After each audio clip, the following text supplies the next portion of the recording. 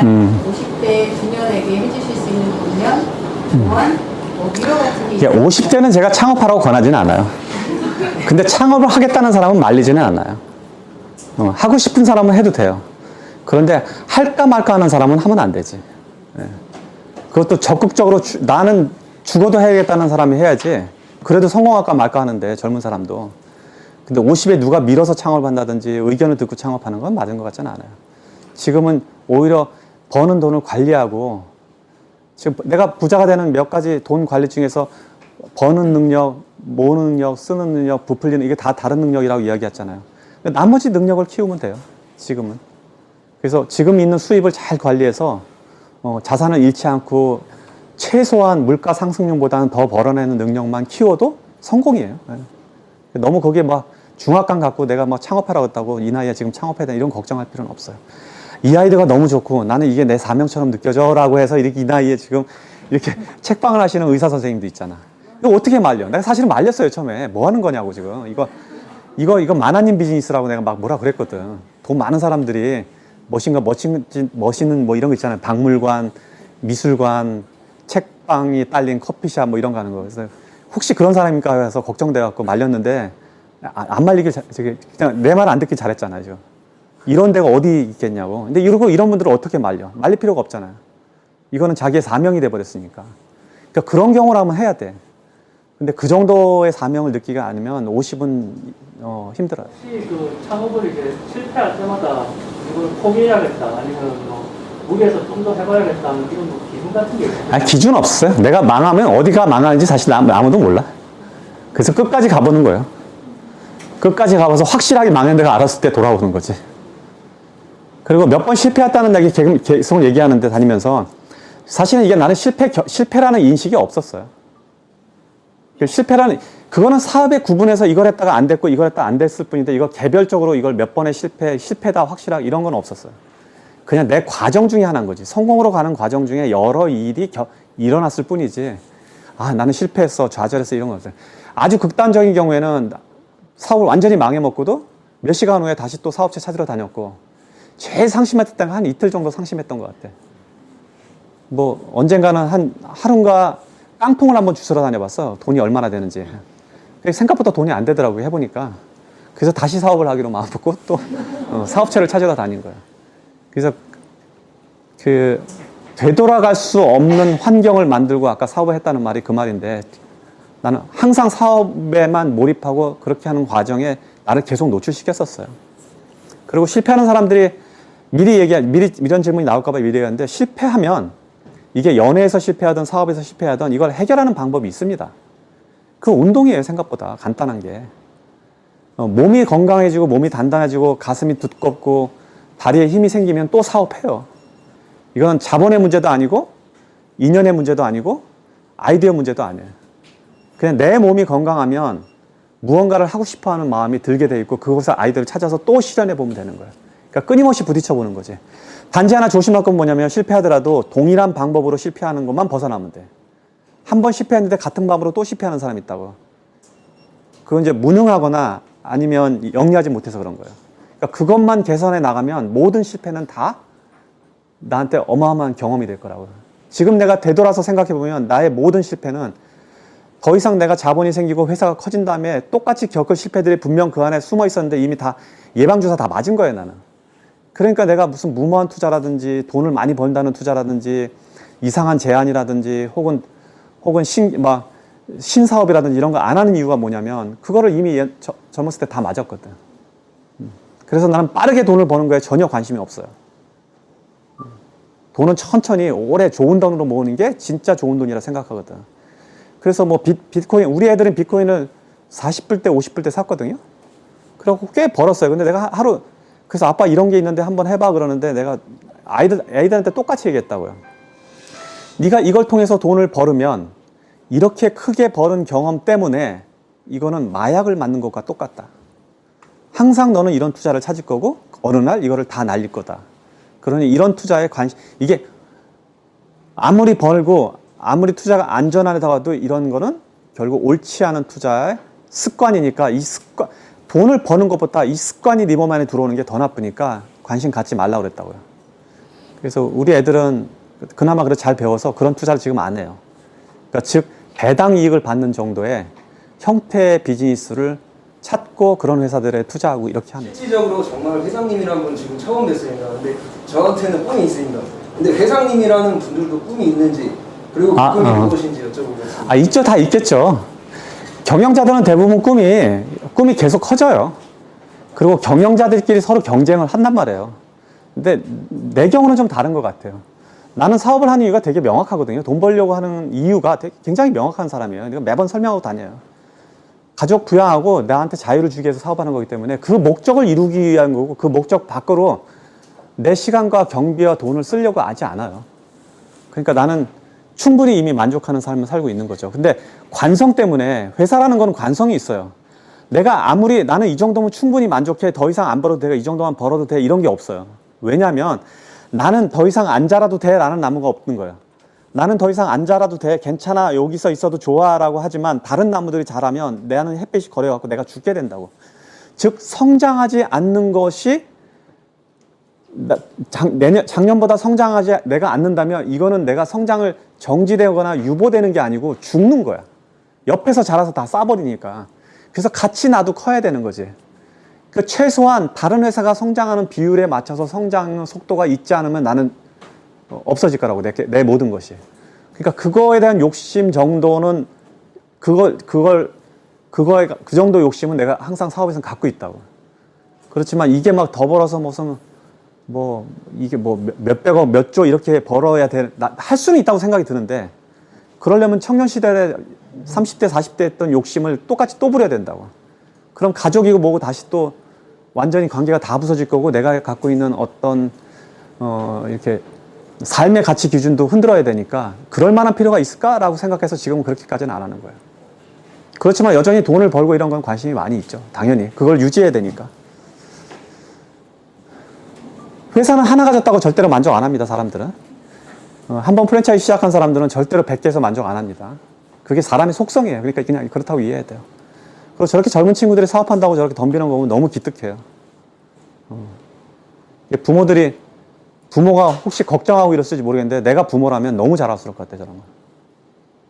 무언가 내 자녀가 하고 싶어 하는 일이 있다는 것, 이게 범죄가 아니라면 저는 정말 칭찬하고 장려하고 싶어요. 이제 자기 팀을 이제 꾸려나가게 될 텐데 그러기 위해서는 제일 중요한 게 뭐가 있을지. 너무 포괄적인 질문이라서. 근데 사람이 리더가 되고 싶어 한다면 그 리더가 될 만한 인품이어야 되잖아요. 사람들을 끌어내야 되잖아요. 그래서 나는 그럴 때 보는 가장 큰 가치는 이 사람이 사업에서는 굉장히 간단해요. 그건 신용이에요. 내가 사업가로 성공하고 싶다면 품성은 오히려 두 번째가 될 수도 있어요. 저 사람이 약속을 정말 잘 지키고 어떤 일이든 약속을 지키겠다고 하는 사업가라면 사업은 일단 성공할 거예요. 행복한지는 모르겠지만. 그래서 만약에 누군가를 데리고 혹은 자기 사업을 하겠다고 마음먹는 사람은 신용의 문제에 있어서는 절대 놓치지 마세요. 그리고 신용은 여러 가지 나타나요. 제일 첫째가 약속 시간을 지키는 것. 만약에 여러분들이 건설업 혹은 수리하는 이런 사업을 하겠다고 쳐봐요. 지금 이런 사람들과 일을 하는 이런 일반 가정집이나 이렇게 할 때 제일 문제가 뭐냐면 이 사람이 몇 시에 오는가 하는 문제란 말이에요. 시간 약속을 지키지 않는 거. 그러니까 이것만 내가 개선하는 아주 되게 유능한, 이것만 개선해서 정말 약속을 잘 지키는 플럼빙, 수리 기사가 있다고 치면 이 사람은 그거 하나 가지고도 시간만 잘 지켜도 어마어마하게 성공할 거야. 그러니까 이렇게 시간을 잘 지키는 거, 내가 약속한 금액은 반드시 갚아내는 것, 혹시 실수를 해서 못 갚아도 그 갚겠다는 의지를 보여주고 그거를 적극적으로 내 약속을 지키려고 노력하는 사람이라면 어떤 사업도 성공할 수 있어요. 그리고 이제 부하 직원들을 다룰 때는 다른 얘기인데, 부하 직원 할 때는 그 약속이 일정한 성품이 합쳐져서 저 사람이 내가 따르고 믿을 만한 사람이라는 걸 줘야지 함께 가요. 그러니까 사업가로서는 신용이고, 그 다음에 부하 직원과 같이 동료에게서는 믿을 만한 그 인격체가 이루어야지 가능해지겠죠. 예. 다른 분야의 사업을 하게 되면 그 부부로서 사업을 하는 부부에게 해주고 싶은 조언. 일단 둘이 부부라고 가정하고 이야기를 할게요. 남자에게 부탁하고 싶은 것은 이제 이거 다 벌써 아는 사람 다 있어. 남자에게 부탁하고 싶은 것은 사업을 해서 돈을 벌면 그 돈의 반을 아내한테 주세요. 반의 지분이 아내한테 있다고 생각하세요. 벌은 돈의 반을 매년 생활비 물론 줘야 되고 그건 별개고 이익의 반을 아내한테 주라는 얘기예요. 왜 주냐면 이게 본인에게 엄청 이익이야. 두 가지 측면에서 이익이야. 하나는 이 집안의 재산이라는 거는 뭐냐면 이 집안의 재산이 늘었다. 우리 가족의 재산이 늘었다는 거는 내 회사에서 벌은 돈은 내 돈 아니야. 이게 언제 사라질지 언제 없어질지 모르는 돈이야. 즉 배우자한테 옮겨왔을 때가 그게 최종 재산이야. 그러니까 나는 돈 벌어 사업해서 우리 가족의 재산 늘리려고 사업하는 거잖아. 그러니까 반을 아내한테 주세요. 그래서 아내가 그 돈을 관리하게 해줘. 대신 이혼할 생각이 없고 아내가 사치하지 않는다는 조건 안에. 그러면 문제가 없어요. 두 번째 이득은 뭐냐면 그렇게 반만 주면 밖에 나가서 뭐 하고 다녀도 아무 소리 안 해. 일단 돈은 주니까. 이게 남자가 사업할 수 있는 가장 큰 힘이에요. 즉 배우자의 지지를 얻어야 되는데 배우자의 지지에 얻는 가장 효과적인 방법이에요. 그러니까 돈 벌면 지금 약속 결혼하기 전에 증서 교환하라고. 그래서 그럼 제가 지금 질문 드려도 돼요? 그러니까 우리 남자친구도 사업을 하고 저도 제 개인 사업을 하고 있는데 제가 생각했을 때는 자기가 더도 벌어? 그랬을 때 결혼했을 때 저의 자산도 50%를 아니야. 그건 아니에요. 아니야. 여기서 문제. 여자분은 남편한테 줄 필요가 없어요. 이유는 뭐냐면 집안의 재산이라는 건 여자한테 옮겨갈 때는 그 집안에 머무는데 남자한테 가면 딴 여자한테 가거나 사업체로 들어가. 그러니까 줄 필요가 없는 거예요. 그러니까 여자는 벌어서 다 가져가고 남자는 50%를 줘야 돼. 들었지? 오늘 잘 왔지? 근데 이게 남자한테 되게 좋은 거예요. 그래서 나중에 왜냐하면 투자라는 걸 투자해서 내가 생각하기에 돈을 더 버니까 자꾸 회사가 성장하면 계속 투자만 하게 된다고. 이거는 도박장에 들어간 남자랑 똑같아. 지금 100원 넣는데 200원 나왔네? 200원 넣는데 400원 나왔네? 막 신난 거예요, 사업하다 보니까. 뭐로 내가 밖에서 저축하겠어? 여기다 400원 넣으면 또 800원 나오는데. 이렇게 하면서 막 투자하다가 한 날 문제가 생기면 전체를 다 잃어버리게 된다고. 근데 조금씩 빼놓으면 좋잖아. 200원 벌었으면 100원 빼놓고 300원 벌었으면 150원 빼놓고 당신이 좀 갖고 있어. 이렇게 하고 정말 힘들어지면 여보 그 정도 나 좀 줄래? 한번 그렇게 하면 되는 거예요. 그럼 또 사업할 수 있잖아. 이게 근데 이런 얘기가 잘 안 먹히는 게 30대는 지금 안 먹혀요. 40대면 저절로 알아서 하게 돼요. 왜냐하면 더 이상 사업할 기회가 없거나 내 자산이 노후에도 나한테 보장이 돼야 되니까 이게 저절로 배우는데 30대, 20대 성공하면 이게 무슨 소리인지 잘 모르고 지가 알아서 다 하려고 그런다고. 그러니까 처음부터 약혼녀하고 그걸 정해서 서류로 해서 변호사 여기 혹시 있어요? 오늘 나갈 때 서류 좀 하나 써줘서 공증 받아줘요. 꼼짝없이 오늘 걸렸다 이제. 선호폭스라는 사명의 메시지와 그 다음에 에피소드가 있으면 좀 듣고 싶고요. 그 다음에 두 번째는 6억을 승낙 조건으로 인수한 회사가 1조 매출을 앞두고 있는데 특별한 그 경영 노하우가 있을 것 같아요. 책에서 없는 그걸 좀 듣고 싶고, 세 번째는 저희가 이제 회사를 운영하다 보면은 굉장히 분쟁이 많이 생겨요. 근데 이게 제가 이렇게 분쟁을 일으키는 것보다는 상대방이 잘못해가지고 분쟁이 나는 경우가 많은데, 회장님 책 읽어보면은 분쟁이 한 건도 없었다. 그 부분이, 그러면 우리 회장님께서 다 그 피해를 고스란히 안았을 거라는 생각이 들거든요. 그 부분에 대해서. 오케이. 나 이제 저렇게 질문 3개 받으면 다 잊어먹거든요. 지금 막 기억하냐고 애쓰고 있어요. 우리 회사 이름은 저희 와이프 별명으로 만들었어요. 저희 와이프 집안의 이름이 성이 백씨인데, 백씨 여자들은 대부분 그 백여우라는 별명을 갖고 있습니다. 근데 저희 처가 들어보니까 옛날에 백여우라는 여우라는 별명을 되게 싫어했나 봐요. 성격 되게 밝고, 근데 한국에서는 여우라는 별명이 약간 깍쟁이의 뭐 얌체 이런 느낌 있잖아요. 그래서 별 안 좋아했었는데, 그래서 그 얘기를 내가 기억하고 있었거든요. 그러다 우리 회사 이름을 그걸로 지어버리면 차라리 단점이 그냥 공개된 장점이 돼버리니까 재밌지 않을까 해서 했는데, 처음에는 시큰둥하더니 이제 회사가 커지니까 되게 좋아하더라고요. 그래서 자랑스럽게 지금 요새는 백여우라고 하고 다니고, 재미있는 거는 우리 회사 여직원들이 전부 다 자기를 백여우라고 그래. 그래서 이제 이게 유명해지고 인정을 받으면 별명도 장점이 되는 이런 게 있더라고요. 그래서 이제 회사 안에 스토리 안에 그게 이제 공개적으로 알려져 있고, 또 마지막 질문 중에 보면 왜 분쟁이 없어? 분쟁이 없을 수는 없는데 저는 분쟁을 미리 막는 쪽에 좀 고민을 해서 회사를 세팅한 역량이 있어요. 그러니까 우리는 계약서에는 굉장히 무서운 계약서예요. 점주하고 계약은. 미국 법이 원래 그래요. 우리는 점주가 잘못하면 현장에서 바로 그냥 경찰 불러서 점주를 내보내버려요. 끌어내서 그냥 내보내버린다고요. 그냥 자기 도마하고 칼만 가지고 나가야 돼. 되게 강한 규칙. 왜냐하면 나는 여기는 그렇게 하면 위법인데 미국은 전체 균일성을 유지하기 위한 거에 규칙에 위배되면 이게 법률적으로 그렇게 해도 전혀 상관이 없다고요. 이건 경찰 권력과 똑같아요. 본사라는 게. 내가 공항에 들어가야 되는데 나는 그런 사고 칠 리가 없는 사람이니까 나는 검사 안 받겠다고 들어가는 사람이 있으면 어떡하겠어요.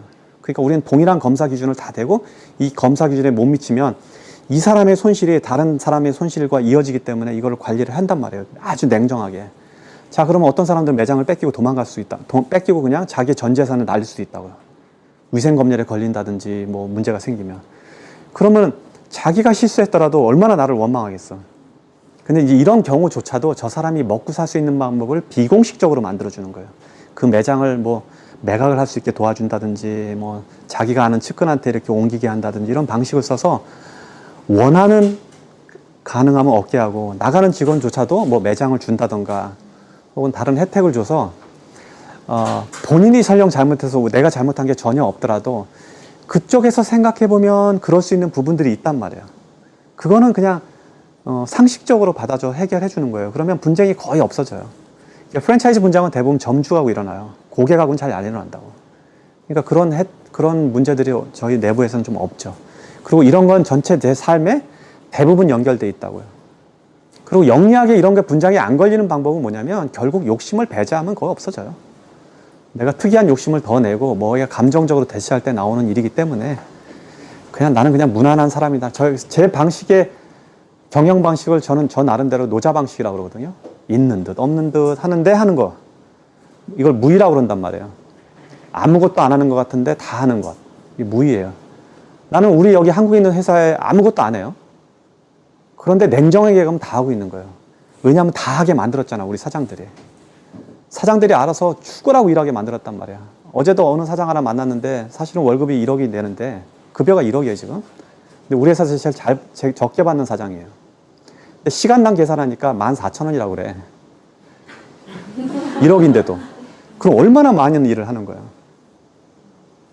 그러니까 나는 아무것도 안 한 것 같지만 14,000원에 지금 사장 일을 하는 사람을 시간당 지금 고용한 꼴이란 말이에요. 물론 이제 이게 회사가 커지고 배당을 받고 어떻게 하면 더 커지고서 자기의 역할이 나오지만 어쨌든 그런 사람을 어디서 구할 수 있냐고. 그러니까 무의의 방식으로 일을 하는 것. 그러니까 분쟁이라든지 역할이라든지 그런 거를 저는 그렇게 해요. 그리고 이게 다 써먹을 수 있는 거냐? 그건 아닙니다. 디테일한 회사의 경영과 방침에 따라서는 사장은 굉장히 강압적으로 혹은 독재적으로 움직여야 되는 게 맞을 때도 있고 저처럼 사람들에 대해서 싸우거나 혹은 뭐 논쟁을 하거나 아니면 야단을 치는 거에 능숙하지 못한 사람은 그렇게 나처럼 해도 돼요. 그래서 여러 방식으로 나올 수 있다고 합니다. 중간 거는 얘가 잊어먹어서 얘기 못하겠네. 유곡에서 예. 15년 만에 1조. 근데 이게, 그건 되게 간단한 거예요, 생각보다. 지금 50억 정도 하신다고요? 아니, 50억을 이제 넘으려고. 넘으려고? 50억 대쯤 왔죠. 그 이제 이렇게 사업을 해보면 이거 사업이나 사업의 목표나 돈 모으는 거 다 똑같아요. 뭐냐면 처음에는 이게 1, 2, 3, 4 느는 것처럼 보이지만 어느 순간에 배수로 늡니다. 그래서 실제로는 1, 2, 4, 8, 12, 16, 24 이렇게 늘어요, 사업은. 그래서 처음에 20억에서 50억 갈 때 얼마나 고생했어요. 그렇지만 50억을 넘어가면 그 다음 50억은 되게 쉽게 된다고요. 어느 순간에 가게 되고 그렇게 해서 100억이 되면 그 다음 200억은 그러니까 그렇게 배수로 늘어가기 때문에 배수로 들어가면 몇 번만 가도 금방 1,000억 되고 2,000억 되고 하는 거예요. 그러니까 지금 보면 50억에서 2,000억 그러면 어마어마하게 많은 것 같은데 실제로 배수로 하면 몇 단계만 가도 그게 가거든. 매장의 숫자도 똑같고 여러분이 돈을 모으는 방식도 이렇게 움직여요. 근데 이걸 이해를 못하니까 배수로 움직인다는 걸 이해 못하니까 저 꿈이 너무 멀리 보이는 거예요. 근데 영리한 사람들은 저게 배수로 움직이는 안다는 때문에 그걸 이용하거나 그렇게 따라갑니다.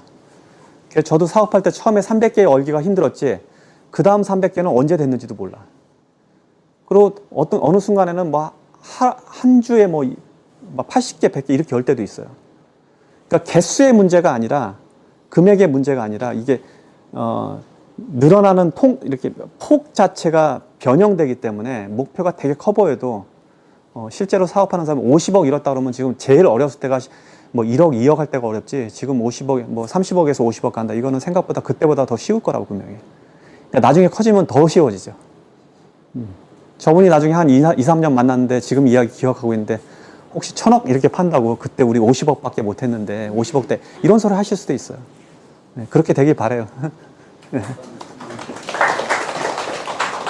미래의 기억을 꿈꾸는 뭔가 엄마나 이런 그 여자분들에게 해주고 싶으신 그런 조언. 예. 아까 그 앞전 클래스에서 내가 똑같은 질문을 받았는데 똑같이 대답해야 될 것 같아. 저는 현대사에서는 특히 요즘 사회에서는 명백하게 여자들의 장점이 있어요. 여성 사업가들의 장점이 뭐냐면 남자들은 보면 사업을 의리, 인맥, 저녁, 술자리 뭐 이런 거에 기대는 사업가들이 꽤 있어요. 생각보다 지금도. 근데 여성분들은 그런 게 없다고요. 없는 대신 뭘로 사업하냐면 실적, 성과, 성실, 약속 이런 중심으로 사업을 하는 여성들은 성향이 거기에 더 강한 거예요. 근데 이게 현대 사업 모델 중에 더 맞아요. 더 잘하고 있는 거고. 그래서 저희 회사도 보면 남자 사장이 4명이고 여자 사장이 4명인데 여성 사장들이 남자 사업가 못지않게 하는 게 아니라 남자 사업가보다 잘해요. 그러니까 나는 여성이라고 해서 물론 육아에 문제가 있긴 하지만 현대에서 사업을 하는데 더 핸디캡이라고 생각을 안 하고 지금 현대사에서는 되게 장점이 있을 수 있어 보여요. 그러니까 저도 사업 파트너들이나 거래처가 정확하게 약속을 지키고 좋은 상품을 내놓고 하는 것이 좋지 막 영악하게 막 인맥 와서 뭐 어쩌고 엉겨붙고 이런 거 되게 싫어하거든요. 그러니까 오히려 여성분들이 사업하기가 더 쉬워지고 첨언을 하자면 지금 남자들은 여성 사업가, 여성 상사를 모시는데 그렇게 부담감이 없단 말이에요. 우리 10년 전, 20년만 해도 그게 뉴스에 나올 일이었다고요. 자기 위에 여사 상사가 있다는 거, 여성 사장을 모신다는 거나. 근데 지금은 남성분들이 여성들이랑 굉장히 일을 잘 하는 편이거든요. 그게 이제 남녀 구분이 직업의 영역에서 지금 많이 사라지고 있고, 그렇게 생각하는 사람들은 이제 이게 마초처럼 느껴지는 게 있잖아요. 그래서, 나는 여성 사업가들이 현실적으로 훨씬 더 많은 사업 성과를 내는데 모자람이 없다고 보고 응원하는 편이에요. 그래서 용기 가지시기 바라요. 뭘 하든 간에. 이걸 제일 자기 와이프가 사업가로서 가장 부족하다고 생각하는 사람, 이렇게 이 여자가 사업가로 가장 부족하다고 생각하는데 보통 남편들이더라고. 그러니까 남편이 자기 와이프를 제일 모르는 거예요, 보면은. 근데 제 주변에는 이혼을 했거나 혼자 살거나 그런 일을 이혼했거나 혼자 사업하는 사람, 여성 제자들 중에 남편의 지지와 전 남편의 혹독한 평가에도 불구하고 엄청 사업을 잘하는 사람들이 있어요. 그 남편만 인정 안 하는 거지. 전 남편만. 정말 잘하는 사람들 많아요. 그래서 걱정하지 마시고 애 뭐 둘이 있는 거는 뭐 애 데리고도 일은 할 수 있으니까 잘 찾아보기 바라요. 어떻게 그 시간을 견뎌내셨을까요? 속이 탔겠죠, 뭐. 나라도 그건 쉽지 않았을 것 같아요.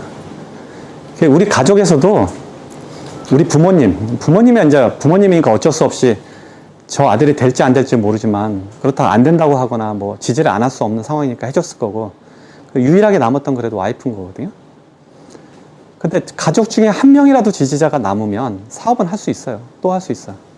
그러니까 우리 동생들은 나 되게 반대하고 약간 정말 지금 못에 박힐 만한 서운한 소리도 듣고 특히 조금 더 먼 직전들은 정말 아직도 뼈에서 갈겨내지 못하는 그런 말들을 기억하고 있어요. 근데 재밌는 거는 사업에서 성공하면 그 원수를 다 갚을 수 있어요. 그 원수 어떻게 갚느냐면 그때 그렇게 했던 사람들을 다 도와주면 돼. 저는 그렇게 원수를 갚았어요. 그러니까 그때 되게 인정 없는 평가를 낼 때는 우리 이모부한테는 매년 2번씩 자기 자식들보다 더 많은 용돈을 주고 또 부모님이 뭐 나를 비난한 건 없지만 이렇게 동생들도 다 사업을 할 수 있게 해서 다 사장 자리에서 지금은 다 부자로 살 수 있게 다 만들어주고 이런 거는 이게 나를 욕하려고 하는 거 이렇게 가족들 안에서도 일어나는 비난은 실제로는 나도 할 수 있는 일이거든요. 내가 만약에 거기 안 한다 그러면. 그러니까 그거를 너무 가슴에 담아서 막 상출해서 원수를 정말 진짜 원수를 갖겠다고 덤비는 게 아니라 갚는 방식을 다른 방식으로 하면 가족 전체의 리더가 돼요, 제가. 그러면 지금은 완벽하게 가족의 리더란 말이에요, 내가. 그러니까 우리 부모님이 나를 어려워할 정도로. 그 이야기는 뭐냐면 내가 겪었던 모든 비난과 비난이나 혹은 이렇게 인정하지 못했던 부분들을 해결해내고 난 다음에 그거를 악심으로 이걸 되갚는 게 아니고 다른 방법으로 되갚음으로 인해서 집안 전체가 화목하게 되는 과정인 거예요. 그러니까 돈을 버는 사람은 그렇게 해주면 가족까지 지킬 수가 있어요. 대부분 그렇게 하면 다 돌아와요. 원수를 돈으로 갚으면 다 돌아와. 그러니까 나중에 혹시 자기한테 그런 일이 있었을 때 여기저기 이런 소리 하고 오빠라는 사람이 어쩌면 나한테 이렇게 할 수 있어 막 이러고 막 덤비지 말고 돈 다 갚은 다음에 오빠 차 사주면 아니면 오빠의 와이프한테 뭐 이렇게 잘해주면 진짜 자기를 존중하게 될 거예요. 부모님은 말할 거예요. 아이의 스노우박스 도시락 담당자님 이런 분하고 말을 하면 괜찮을 것 같은데 지금 제 선에서 그분들을 어떻게 찾아가서 만날 수 있을지. 아니 그걸 왜 어려워해? 그냥 연락해. 근데 번호도 없고 뭐 아는 게 없으니까. 저게 지금 잘못된 거. 저건 지금 혼나야 돼. 나한테 직장에 취직 부탁하는 젊은 친구들이 가끔 있어요. 그 회사에서 일하고 싶습니다. 근데 그 다음 질문이 뭔 줄 알아요? 어디로 전화해야 돼요? 회사가 어디에 있어요? 내가 그런 친구를 어떻게 취직을 시키겠냐고. 우리 홈페이지 있을 거 아니야, 회사에. 아니면은 그 사장 이름 정도는 찾을 수 있을 거예요, 검색해보면. 그럼 인스타나 뭐 페이스북 뒤져보라고. 연락하면 되지. 내 것도 내 그 페이스북이나 인스타 보고 온 거 아니야, 지금. 실제적으로 몇 분한테 그렇게 했는데 제 거를 읽지도 않으시더라고요. 뭐 이미 유명하시니까 그런 거 같은데. 아니야, 유명해서 그런 게 아니라 그 편지의 내용이 유혹적이지 않았을 거예요. 다 보긴 다들 봐. 보는데 안 본 척 하는 거예요. 왜냐하면 그런 연락하는 사람이 많거나 거기에 핵심적인 내용이 이 사람을 만날 만한 이유가 없다고 이미 판단하면 못 본 척 하지. 그러니까 또 보내고 찾아가고 해. 그 정도 배짱은 있어야지. 본사가 어딘지 막 뒤지고 그래갖고 문 앞에 서 있다가 만나고 해야죠. 그럼 다 만나줘요, 그렇게 하면. 아니면 이게 난 이제 젊은 친구들 이래. 인맥이라는 게 있다고. 그 인맥 되게 중요해. 이런 교육을 하는 집단, 조직 이런 게 있다고.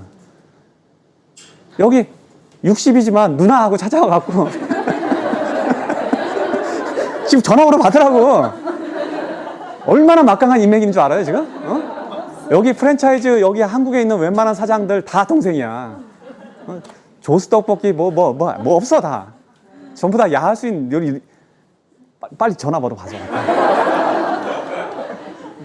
인맥이라는 게 있으니까 그런 데 가서 공부하고 서로 어울리고 하세요. 그러면 공부할 거 많아. 하시고, 짠 성공을 했을 때 가장 하고 싶었던 일이 어떤 거였는지. 아니, 짠 성공할 때가 하고 싶은 거지. 그거예요? 그럼. 그러니까 내가 이렇게 이건 정말 재밌다 하는 건 뭐냐면 다른 사람이 다 안 된다고 하는 거를 자기가 이뤄냈을 때 이거보다 더 통쾌한 쾌감 없어요. 그럼 그거 이렇게 짠 한 게지. 그 다음에 또 뭐 어떻게 하려고? 그럼 뭐 칼을 뺄까? 아니 그렇게 하는 건 안 돼. 거기까지면 돼요. 거기까지는. 근데 신랑이라든지 혹은 뭐 직원들 혹은 뭐 친구들 특히 사업 안 한 친구들은 막 하지 말라고 막 하잖아. 네. 2개면 됐다 뭐 이렇게 고생하니 막 이런 별소리 다 할 거란 말이에요. 그런데 만약에 예를 들면 매장을 한 100개쯤 가졌다고 쳐봐. 떡볶이 매장. 아무도 아무 소리 못 할 거야. 지금 내가 적당히 성공하면 별 얘기가 다 들려. 그렇지만 확 성공해버리면 아무도 뭐 얘기 못 해요. 그러니까 원래 천석구는 비난을 받는데 만석구는 존경받는단 말이 있어요. 그러니까 만약에 그런 소리 하면 확 또 성공해버리면 돼. 그럼 남편이고 뭐고 없어 그냥.